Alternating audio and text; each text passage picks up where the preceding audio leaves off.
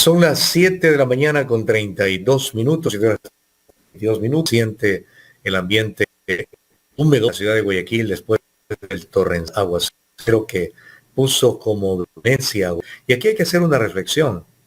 La marea el día de ayer estuvo alta, es cierto, pero el sistema de drenaje de aguas lluvias, el sistema de aguas servidas, auténticamente funcionan en Guayaquil. Y la pregunta es porque con otros aguaceros de menor edad que el día de ayer, la ciudad inunda, o al menos algunas de sus principales arterias. El día de ayer hasta muchos hogares sin inundar por todo el torrente. La inquietud cabe, sobre todo por el trabajo que está haciendo o no está haciendo Interagua. Yo sí que está realizando del drenaje de la ciudad y ven mucha deficiencia por parte de Interagua, que no está invirtiendo los recursos para el drenaje de aguas servidas y aguas lluvias a la ciudad de Guayaquil. Nos cobra un muy alto en función del servicio que está bien retribuido por parte de Interagua. Ser un tema que he invitado al presidente de estos ingenieros, lamentablemente, pasiones y no lo acepta. Ojalá que cuando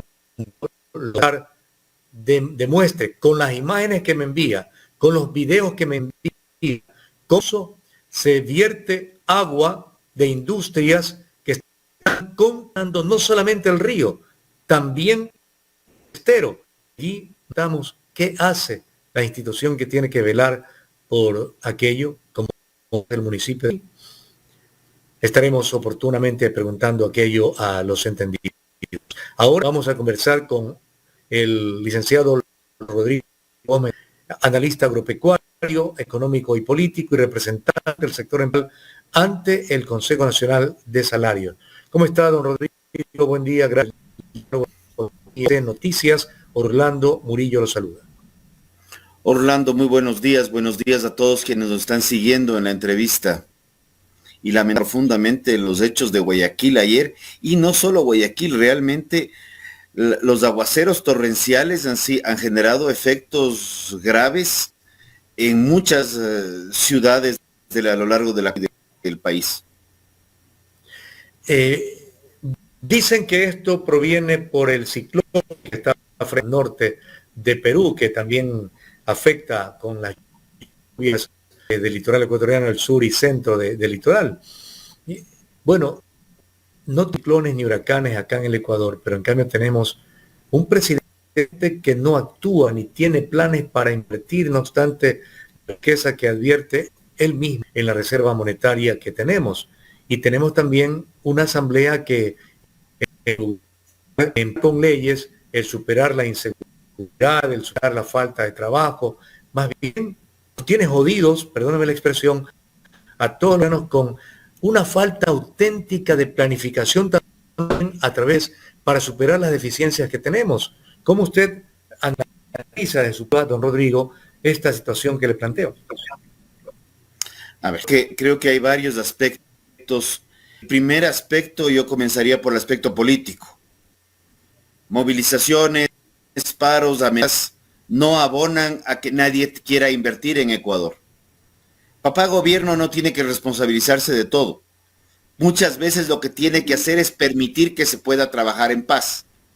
En el tema de inseguridad, y comienzo por ahí. En el tema de inseguridad, ¿qué genera más incertidumbre a un inversionista?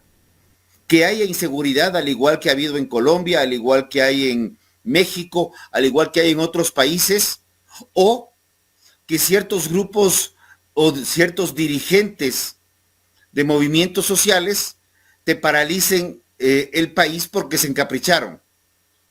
Los otros países atraen inversión, no tienen caprichosos, sí tienen inseguridad. En el tema de inseguridad definitivamente oímos a la policía que se requiere una mayor celeridad y una actitud propositiva de parte de jueces y fiscales, que ese ya es un tema de actitudes, porque no es posible que se aprenda a un delincuente y 2, 3 días más tarde esté suelto, y que por el contrario, un guardia de seguridad o un policía en estricto cumplimiento de la norma, cumplimiento de su trabajo, le dispare a un delincuente en flagrancia y él sí vaya a la cárcel. Ese tipo de cosas son normas y leyes que se crearon históricamente. Entonces hay que analizar eso y no podemos tampoco achacarle todo al presidente actual, que no está libre de culpa, pero sí creo que hay cosas que hay que entenderlas. Vamos al tema de la inversión. Tenemos una norma laboral de hace más o menos, ya van a ser 100 años. Y el problema no es la edad de la norma, el problema es la visión que han tenido las últimas reformas laborales, en donde a más proteccionismo, lo que estamos haciendo es frenando la contratación. Que queremos protegerle por aquí, por acá, por acá y por acá. El que va a contratar, que no tiene certezas de que le va a ir bien o le va a ir mal en el negocio, o tiene una incertidumbre sobre la situación económica, no solo nacional, sino internacional también, prefiere buscar otras formas de contratación, no necesariamente apegadas a derecho para conseguir trabajos plenos, y evita la contratación. Por otro lado, mucha gente prefiere tener contrataciones más flexibles a través de facturación, a través de contrato de servicio, donde les permitan también desarrollar otras actividades propias sin la atadura del contrato tradicional que tiene Ecuador, que en el mundo ya está cambiando y ha cambiado muchísimo, de lunes a viernes, de 9 a 5 o de 8 a 4 de la tarde. Tenemos que entender que las normas laborales y tenemos que entender que las formas laborales en el planeta han cambiado y que el Ecuador sigue creyendo que estamos todavía terminando los años de 1800, iniciando 1900. Estamos en el 2023, por favor, ya actualicemos las normas, no al hecho de los que amenazan con movilizaciones, sino al revés. Actualicemos las normas en base a un pragmatismo de la realidad y de cómo está moviéndose el mercado laboral. En el tema político, para completar la asamblea, me regalas 30 segundos. No podemos tener una asamblea que vamos para el tercer juicio político en contra del presidente y se quejan todo el día y más están ocupados en ver cómo le enjuician y ni siquiera cómo leen y completan bien unos documentos. Es pavoroso los comentarios que hay sobre el informe de la famosa comisión, que hasta asambleístas que votaron a favor dicen, hemos perdido 40 días. No, hemos perdido 2 años. Eso lo que deja ver es que hemos, como país, políticas de Estado. No en materia económica, políticas de Estado me refiero, en materia económica, políticas del manejo del Estado mediano y largo en todo aspecto, para que allí comiencen a transitar los que van al Ejecutivo, Legislativo, y qué podemos pedir de la justicia, ¿no? Si es una justicia de un gobierno corrupto con leyes prodelictivas que tampoco quieren cambiar.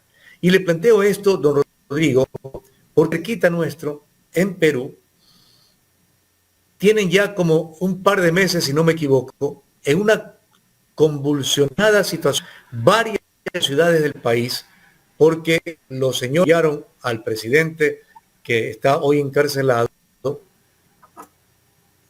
han hecho revueltas en diferentes sitios, y es policía y los militares, donde como resultado hay varios muertos. En cambio, el país supera puntos, mientras acá el solo anuncio de una asamblea que habla de enjuiciar al presidente, de un subversivo como Leonidas Issa, que dice que va nuevamente a incendiar al país, se nos trepa sobre los 1.700 puntos, de tal suerte que allí se deja entrever también otra falencia del sector político que no tiene una auténtica representación del pueblo, un pueblo que lo elige pero que luego se olvida de demandar el cumplimiento de las ofertas de campaña, don Rodrigo. Y otra falencia del sector privado. Días atrás comenté, y tal vez con unos términos bastante fuertes, precisamente el tema de Perú y que Ecuador. Perú maneja un riesgo país de 170 puntos, cuando el Ecuador está ya acercándose peligrosamente a los 1900. Hablo de esta semana. Y lo que vemos es que hay esta relación público-privada que más parece una relación tóxica de novios. El uno dice algo y el otro se convulsiona, cuando lo que deberían haber es respetar las individualidades de cada uno, como lo tiene Perú, como lo tiene Colombia, como lo tienen otros países. Perú lleva un proceso convulsionado político desde hace varios años, ha cambiado varias veces de presidente, la situación actual es realmente crítica y sin embargo todavía es un país que genera confianza. ¿Qué se requiere? Es definitivamente marcar políticas de Estado, pero marcar políticas de Estado, no políticas de funcionario. Llega el miembro de la junta parroquial de alguna parte y quiere reestructurar toda la política y por poco quiere cambiar la constitución en función de su visión. Cuando deberíamos estar apuntando, y esto se lo planteó hace muchos años atrás, desde el sector privado, una agenda 2030. Y esa agenda 2030, ¿qué sucedió? Papá gobierno dijo, no, eso está mejor para que yo lo haga. Tal vez tengamos que repensarla también la posición desde los privados para buscar una eliminación o minimización, si cabe el término, de esta codependencia tóxica que tenemos con el gobierno. Y cuando hablo de codependencia tóxica son temas que se los trabaja en temas psicológicos y psiquiátricos, porque en una pareja, y perdón que lo ponga como ejemplo, son temas de lectura, el uno cree que depende del otro y que a través de esa fuerza que se crean juntos es que las cosas funcionan. Cuando se analiza, lo que hay es esto, es una relación tóxica que más bien entre los dos terminan apagándose el uno contra el otro, y no con el otro, sino contra el otro. Entonces, ese tipo de cosas son las que tenemos que ir pensando. Justamente eso es lo que le quería acotar, de que para el sector empresarial el buen negocio, para un sector, no para todo el sector empresarial, un buen negocio es hacerlo con el Estado, cuando tranquilamente un buen negocio es hacerlo entre privados y sobre todo con una visión de país para sacar nuestros productos fuera del Ecuador y poder así tener auténticamente negocios que den trabajo al país y rentabilidad al sector empresarial. Pero parecería ser que aquí el buen negocio es con el Estado, porque a lo mejor ahí hay una buena utilidad, ¿no? Y ahí hay un detalle extra. Cuando estamos pensando en hacer negocios con el mundo exterior, no estamos pensando en precios, en regulaciones, en vainas que se manejan al interior del país. Estamos pensando seriamente en que la competencia crea excelencia, porque afuera no es que uno puede decir, no, yo te vendo esto porque a mí me cuesta y necesito que cubrir ciertos costos. O cubres los costos o no compites, punto. Y busca ser eficiente. En el caso agrícola, el precio mínimo de sustentación en el Ecuador, con ciertos productos o con leyes absurdas de fijaciones de precios, porque hasta eso ya tenemos. ¿Qué es lo que hacen? Impedir que podamos competir hacia afuera, salvo que la coyuntura puntual nos permita. Por el otro lado, si es que hay negocios como, no sé, voy a dar un ejemplo que tal vez puedo estar equivocado, pero voy a comenzar por uno que sí sé que no estoy. Gobierno de Gustavo Noboa, ruta Guayaquil-Machala. Esa vía tenía unas manchitas de pavimento antes de Gustavo Noboa. La recuerdo, era un desastre. ¿Qué pasó en el gobierno de Noboa? Se concesionaron vías. El privado llegó a un acuerdo con el gobierno. No había ninguna ley de alianza público-privada, recordemos de eso. Se llegaba a un contrato en el cual decía, yo pongo un peaje, yo me hago cargo de la ampliación, del mantenimiento, de lo que diga el contrato, manejo la vía por tantos años que me permite recuperar la inversión yo me hago cargo del crédito y tú simplemente me respetas el contrato. Y era el privado que asumía el riesgo de la rehabilitación, construcción o lo que fuese. Funcionó. Oleoducto de crudos pesados. Yo me hago cargo de conseguir financiamiento, yo me hago cargo de correr el riesgo, construirlo, operarlo y en 20 años lo entrego al Estado en perfectas condiciones. Funciona. Bueno, don Rodrigo, lo interrumpo, don Rodrigo, para contarle justamente eso. Perdóname. Lo interrumpo para contarle justamente eso. Aquí tenemos un sistema de 620 metros de carretera de primer orden, concesionada desde la época del 2000, bajo la prefectura de Nicolás. Se mantiene el pago de $1 y un subsidio de 25 centavos por parte del Consejo del Guayas. Pero son vías que le permiten, y cuando Nicolás Lapente lo hizo, Guayas se puso en el primer nivel de producción económica, porque permiten el impulso al industrial, el impulso al comerciante, el impulso al turismo, el impulso a muchos sectores. No sé por qué en Pichincha fracasó, está funcionando al norte en Imbabura, si no me equivoco, y también no sé por qué fracasó lo que usted bien puntualiza en la carretera Guayaquil-Machala o El Oro. De tal suerte que hacia allá debemos apuntar, pero ahí hay que tener también la convicción de que falsos líderes, como el sector que lidera el subversivo ISA u otros, se oponen a eso, porque no les gusta pagar un buen servicio y prefieren tener en retraso a una población por dejar que el Estado, papá, lo haga todo. No lo quiero mencionar, tú lo has mencionado ya por 2 o 3 ocasiones, a un dirigente indígena que utilizando un movimiento y una asociación completamente respetada y respetable está abonando a la destrucción del Ecuador.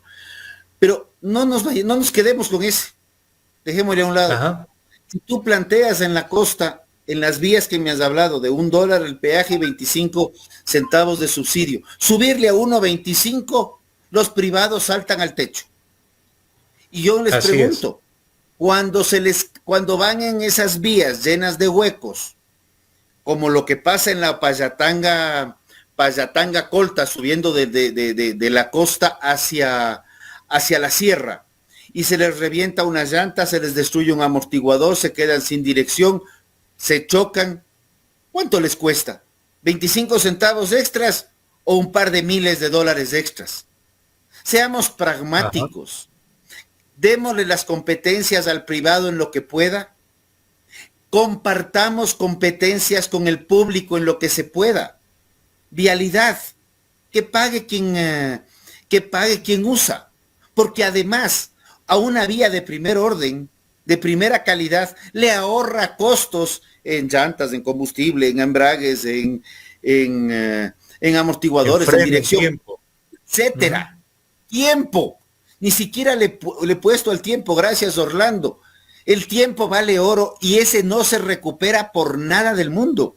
Si tenemos un vehículo funcionando, un vehículo de trabajo funcionando, o lo tenemos parado, el tiempo que está parado no se recupera jamás.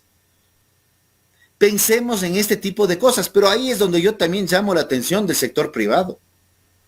¿Por qué no planteamos? Y el ejemplo que no quería dar, porque no estoy seguro que tan viable sea, el dragado de ciertos ríos.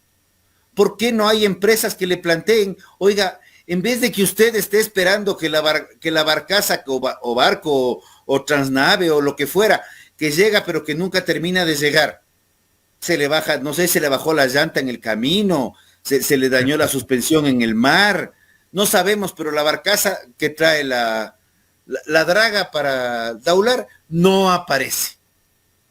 ¿Por qué no el privado se hace responsable de eso en un contrato de mediano plazo? Porque los dragados de ríos no son temas puntuales, no es algo que uno hace hoy día y deja mañana. Hay ciertos procesos que son permanentes en el tiempo. Claro. Porque además, y ahora regreso a los aguaceros, tenemos un efecto de un cambio en el clima, donde los aguaceros torrenciales son cada vez más intensos. sea por qué curioso que se llame Yaku el tema que viene desde el sur.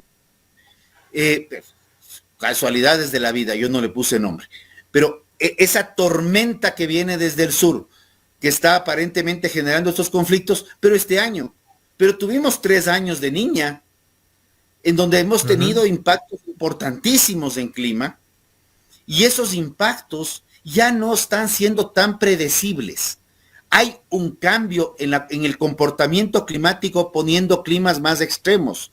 Tenemos que estudiar eso. Ahí sí, papá Estado tiene que poner a trabajar al INAMI, revisar lo que ha pasado y hacer proyecciones hacia lo que podría venir, porque no se puede predecir el clima, pero sí se puede prever en función de los históricos y cómo han ido cambiando en los últimos 40 años. Ahí sí tenemos un rol fundamental, pero en lo que es obra, ya es hora de que los privados también asumamos ciertas responsabilidades y le digamos a papá Estado, oye Taita, así como hablamos en la sierra, oye Taita, ya crecí, ya tengo más de 18, déjame, yo también te ayudo en esto para que nuestro país salga adelante. No podemos quedarnos solamente de privados como parásitos del gobierno, esperando que papá gobierno sea el que nos dé solucionando básicamente todo. Acabemos con esta relación tóxica. Llamemos a un psiquiatra. No sé quién sea un psiquiatra, un FMI, que sea una ONU, que sea un Naciones Unidas, no importa. Pero llamemos a un psiquiatra que nos evidencie esta relación tóxica público-privada para que el público asuma sus roles y competencias, control y regulación, y el privado asuma sus roles y competencias, ejecución de obras con reglas claras y obviamente a través de procesos transparentes y, como la experiencia nos crea ciencia, vigilados desde organismos internacionales para tratar de eliminar ese cáncer de la corrupción. Don Rodrigo, muy gentil por su tiempo y siempre concreto y preciso en las observaciones de los temas que tratamos y en función de empujar el Ecuador hacia el progreso. Muy amable. Y creo que Yaku significa agua en quichua, y por eso que también allá en Perú le han puesto este nombre. Bastante raro, pensé que lo relacionaban acá con el nuestro, pero es otro Yaku, por suerte, aunque también nos está jorobando un poco la vida a los guayaquileños. Gracias, don Rodrigo. Lo dejo con su despedida. Un fuerte abrazo. Yaku es agua en quechua, así es, y es el agua la que está viniendo de la Pachamama y nos tiene un poco convulsionados. El agua es vida, pero el agua mal manejada también es destrucción. Y ahí es donde los humanos tenemos que correlacionarnos con la naturaleza para protegernos a los humanos como principio y fin, como determina la Constitución. Muy gentil, buen día, gracias. Abrazo. Un buen fin de semana. Son las 7:56, agradecemos al licenciado Rodrigo Gómez de la Torre, representante del sector empleador ante el Consejo Nacional de Salarios y también analista agropecuario, económico y político, como lo han escuchado ustedes aquí en OMC Noticias.